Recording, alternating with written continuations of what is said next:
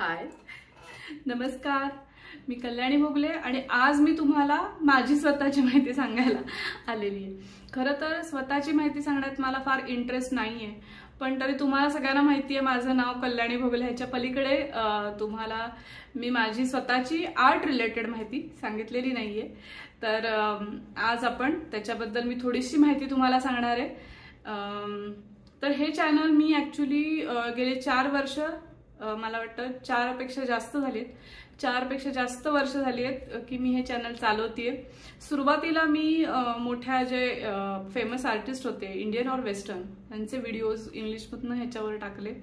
मग नंतर काही वेळा डेमो टाकले होते, वॉटर कलर पेंटिंगचे डेमो, म्हणजे वॉटर कलरनी लँडस्केप करायचे डेमोज टाकलेले आहेत।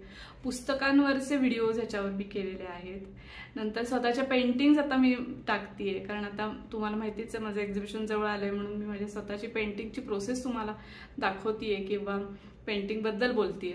तर जनरली कला, चित्रकला, आर्ट ह्याच्याविषयी जे जे मला सापडेल, जे जे माझ्या आवाक्यात आहे ते मी सगळं बोलण्याचा आणि सांगण्याचा ह्या चॅनल थ्रू प्रयत्न करते।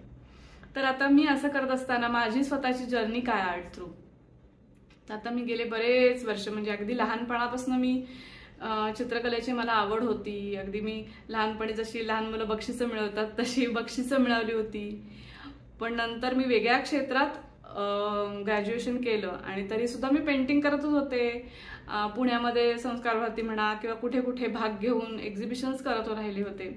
तर माझे स्केचिंग चालू होतं, अगदी बालगंधर्वच्या पुलावर बसून सतत स्केचिंग करणं किंवा ऑब्झर्व करणं, पेंटिंग करणं ही खूप मनापासून आवड। म्हणजे नॅचरली खरं तर माझी आई, मावशी, माझ्या दोन्ही आई बाबांकडनं दोन्हीकडनं चित्रकलेची आवड आणि स्किल आहे त्यांच्यात, त्याच्यामुळे ते माझ्यात आपोआपच आलं आणि नॅचरली स्किल माझ्याकडे होतं।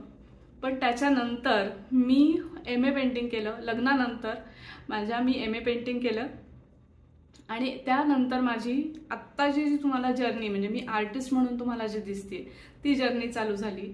2008 साली मी MA पेंटिंग केलं आणि आता 2024 आहे, तर मी एवढे वर्ष माझी ही पेंटिंगची जर्नी चालू आहे। मी सतत पेंटिंग करते। माझे स्टुडिओ आधी दुसरीकडे होता, आता एक वेगळा स्वतःचा स्टुडिओ आहे माझा। तिथे मी रोज जाऊन पेंटिंग करते, म्हणजे जसं ऑफिसमध्ये आपण काम करतो तसं स्टुडिओत यायचं प्रामाणिकपणे आणि तिथे पेंटिंग करायचं, असं मी करतेय सध्या गेले अनेक वर्ष। 4-5 वर्ष तर मी डेली रोज स्टुडिओत येऊन, जेव्हा म्हणजे अगदी आपण ऑफिसचं काम करतो किंवा ऑफिसला येतो तसंच डिसिप्लिन लावून मी पेंटिंग करतेय। बरेच एक्झिबिशनही झाली आहेत। आता पेंटिंगची माझी जर्नी कशी होती, तर मी आधी MA केल्या मी फिगरेटिव्ह पेंटिंग करत होते, पहिली पोर्ट्रेट्स केली तर तुम्हाला मी दिसलीच असेल। वॉटर कलर आणि ऑइल पेंटिंगमध्ये मी आधी काम करत होते। नंतर थोडीशी मॉडर्न अशी फिगरेटिव्ह फिगर्स काढायचा प्रयत्न केला।